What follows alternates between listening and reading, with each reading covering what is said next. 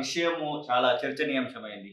ఎస్‌సీయూకి సంబంధించినటువంటి ఆహ్, ఆ విషయంలో రోహిత్ వేములకు సంబంధించినటువంటి విషయంలో అసలు దళితే కాదు అంటూ పోలీసులు రిపోర్ట్ ఇవ్వడం, వెంటనే ఆ కేసును కొట్టివేయడం, ఆ వెంటనే ఎస్‌సీయూలో కొంత అలజడి జరిగినటువంటి నేపథ్యం మళ్ళీ రీఓపెన్ చేయాలని చెప్పడము. ఈరోజు రోహిత్ వేముల తల్లి రాధిక ముఖ్యమంత్రిని, పిసిసి అధ్యక్షుడు ఆహ్, రేవంత్ రెడ్డిని కలవడం ఇవన్నీ చకచకా జరుగుతూ వస్తున్నాయి. అసలు ఈ విషయంలో పోలీసుల అత్యుత్సాహం అనుకోవచ్చా? నిజంగానే దానికేమన్నా కారణం ఉందనుకోవచ్చా? ఇప్పుడు ప్రాసిక్యూషన్ మోడ్ కూడా మనం ఆలోచించాలి. అంటే అప్పుడు బీజేపీ ప్రభుత్వం ఉంది. బీఆర్ఎస్ తనకు అనుకూలంగా పనిచేసింది. ఓకే. ఇప్పుడు టోటల్ రమారమి వాళ్ళు ఇచ్చినది ఏంది జడ్జిమెంట్, అప్పారావుకి ఏం సంబంధం లేదు. అది ఇన్స్టిట్యూషనల్‌గా జరిగిన అంతర్గతంగా జరిగింది. ఇంకా కొంతమంది రోహిత్ వేముల తను ఎస్సీ కాడు అని ఎస్టాబ్లిష్ చేసుకోవడానికి ఒక ప్రయత్నం చేసిండు. బట్ ఆ తరహా మోడస్ ఆపరాండి భారతదేశంలో జరగడం అనేది దురదృష్టకరం. తర్వాత ఏంటంటే దాన్ని ఆ జరిగిన తీరును ముఖ్యమంత్రి గారు సమీక్షిస్తారేమో మరి చూడాలి. గత ప్రభుత్వం ఇది ఎండ్ ఆఫ్ ది మూమెంట్లో కదా, మీన్స్ 3 monthsే మేము వచ్చి, అది సిన్స్ 6-7 years నుంచి నడుస్తున్నది. వాళ్ళు ఏ ప్రభావాలకు లోనై దాని పట్ల పోలీస్ అటు టిల్ట్ అయింది అనేది కూడా ఉంటుంది. ఇప్పుడు ఫోన్ ట్యాపింగ్ మేము పెద్ద ఆయన కొరకే చేసినామని మొదలు పెట్టిండ్రు చెప్తే, ఇది ఏ పెద్ద ఆయన కొరకు అనుకూలంగా చేయడానికి చేసిండ్రు. కానీ అది ఇన్స్టిట్యూషనల్ డెత్ మామూలు ఇది కాదు. ఒక ఎస్సీ తను ఎస్సీగా ఉండడం వల్ల తన చదువు కొనసాగించలేని స్థితి ఉండి చావడం అనేది చాలా దౌర్భాగ్యం కదా. అది సెంట్రల్ యూనివర్సిటీ లాంటి ఒక అపెక్స్ యూనివర్సిటీస్లో హెచ్సియు చాలా క్రెడిబుల్ ఉన్న ఆర్గనైజేషన్.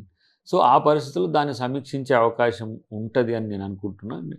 మేము కూడా ముఖ్యమంత్రి గారికి ఆ విషయంలో చెప్తాం. ఇంకోటి చాలామందికి ఏంటంటే, ఒక ఇన్సిడెంట్ జరిగి ఒక బాధ జరిగినప్పుడు దాంట్లో ఏదైతే వాళ్ళు కోట్ చేస్తారో అది కాదనడం అనేది ఒక చర్చగా మారింది.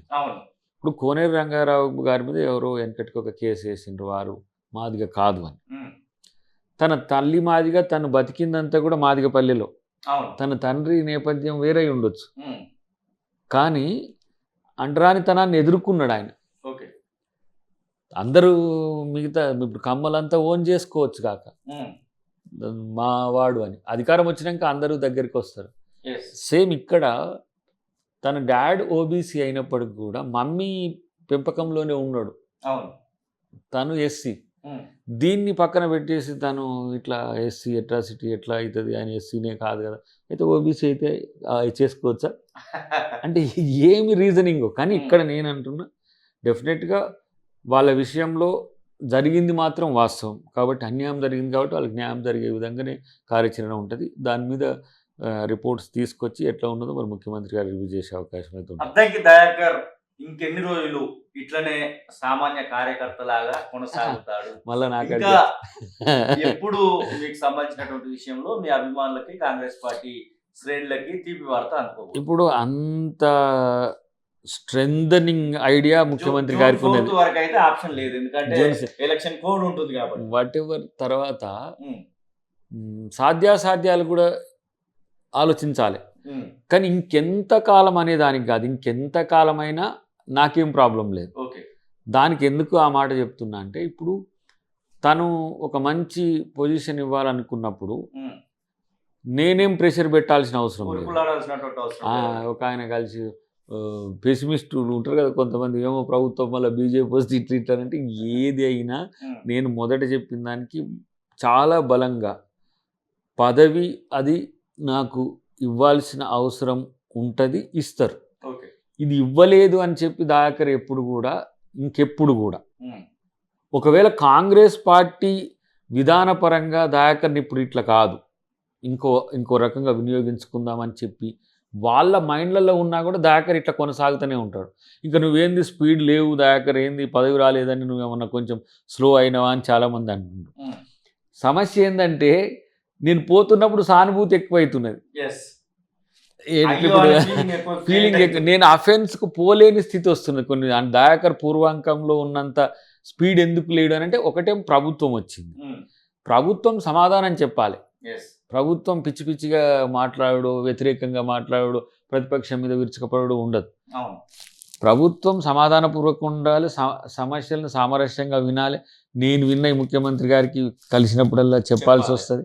ఇప్పుడు వారికి చాలా ఇష్యూస్లో ఎందుకు ఆయనే సగం చేస్తున్నాడు, ఆయన ఎందుకు అన్నాడంటే ఇంపార్టెంట్ ఇష్యూస్ వచ్చినప్పుడల్లా నేను వేమ్ గారితో కానీ, లేకపోతే మా షబీర్ అలీ గారితో కానీ, లేదంటే ముఖ్యులు ఎవరైతే ఉందో వారితో వాళ్ళకు ఇది సమాచారాన్ని ఇవ్వడం, ముఖ్యమంత్రి గారు కలిసినప్పుడు ఈ విషయంలో ఇట్లా ఉంటే బెటర్ అనేది. ఇప్పుడు మీరు అన్నది కూడా మేము డిస్కస్ చేసినాం పోయేటప్పుడు వచ్చేటప్పుడు. ఏది మన మాదిగది, మన ఓబీసీది, కొంత ఈ వర్గాల్లో మనం అంటే ఉన్న పరిస్థితి అది డెఫినెట్గా వచ్చేటప్పుడు మనం చేసుకోవచ్చు అని. ఎందుకంటే సందర్భం వచ్చినప్పుడల్లా సోషల్ ఇష్యూస్, ఇప్పుడు మనమేమి హోదా కాకపోవచ్చు, I'm not in power, I'm not in the power, but I'm in the power zone.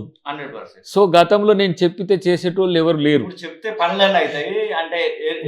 ఇప్పుడు గత ముఖ్యమంత్రి కూడా మమ్మల్ని అట్లా చేయొచ్చు, ఎందుకంటే మేము ఉద్యమకారులము, డిఫరెంట్ ఏరియాస్ నుంచి వస్తుంది. కానీ ఈ ముఖ్యమంత్రి అట్లా కాదు, ఎవరు చెప్పినా వింటాడు, ఎవరితోనైనా వినే పరిస్థితి ఉంది. రెండోది ఏంటంటే కొన్ని సెన్సిటివ్ ఇష్యూస్ కానీ, లేకపోతే ఇంపార్టెంట్ ఇష్యూస్ కానీ, అవి సిపిఆర్ఓ ద్వారానో, మన అయోధ్య రెడ్డి గారి ద్వారానో, ఇట్లనో ఒకట్లా మేము వాళ్ళకి చేరవేస్తున్నాం. సమస్య వచ్చింది అంటే మాత్రం దాన్ని ఇమ్మీడియట్గా పరిష్కరిస్తున్నాం, విని ఊరుకోవట్లేరు. ఏ సమస్య అయినా సరే, సరే వ్యక్తిగత లబ్ధులు లేకపోతే ఏదో మిగతా ఆర్థిక అంశాలంటే వాళ్ళు ఇన్వాల్వ్ కారు, కానీ సమస్యల పరిష్కారానికి మాత్రం డెఫినెట్గా వాళ్ళు చేస్తున్నారు. నేనేమంటా, పదవి ఒక్కటే లేదు, మిగతా అంశాల్లో పదవి ఇలా ఉన్న వాళ్ళు చెప్పినట్టు చేస్తున్నారు కాబట్టి ఐఎమ్ కంఫర్ట్. దాని కొరకే ముఖ్యమంత్రి గారు అట్లా అయి ఉంటాడు. ఏంది అది అక్కడ మొత్తం మాకు చెప్తూనే ఉండగా కలుస్తూనే ఉండు. కానీ నాకు వచ్చే పదవి విషయంలో నేను కొంచెం భయపడుతున్నాను, ఎందుకంటే ఇంత క్యూరియాసిటీ పెరగొద్దు. ఎందుకు ప్రాంతం లేదు, ఒక జిల్లా లేదు, ఏం లేదు. ఆంధ్రాకి మొన్న నెల్లూరుకు పోతే అక్కడ ఎయిర్పోర్ట్ నుంచి మొదలు పెడితే పోయిన కాడల్లాది సార్ మీకేమన్నా జరగాలంటే నేను ఏం ప్రమాదంలో లేని, నాకు ముఖ్యమంత్రి గారు ఉన్నారని నేను చెప్తున్నా ఇదే. కానీ ఇప్పుడు దీంతో ఇంకా కొంచెం సెన్సిటైజ్ అయింది. ముఖ్యమంత్రి గారి దృష్టిలోనే ఉందంటే ముఖ్యమంత్రి గారి దృష్టిలో ఎప్పుడు లేకుండా లేదు. ఇప్పుడు బయటపడింది, జరుగుతున్న పరిణామాలన్నీ కూడా తెలిసే జరుగుతున్నాయి.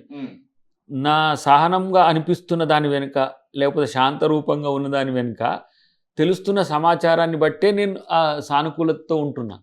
సో నేను ఎప్పుడు అయినా కూడా పార్టీకి మంచి లాయలిస్ట్గా ఉండి ఇట్లా కూడా దయాకర్ ఉంటాడని మంచి పేరు వచ్చే అవకాశం వచ్చినందుకు మాత్రం అదృష్టంగా భావిస్తాను. ఖచ్చితంగా అండ్ ఆల్ ది బెస్ట్.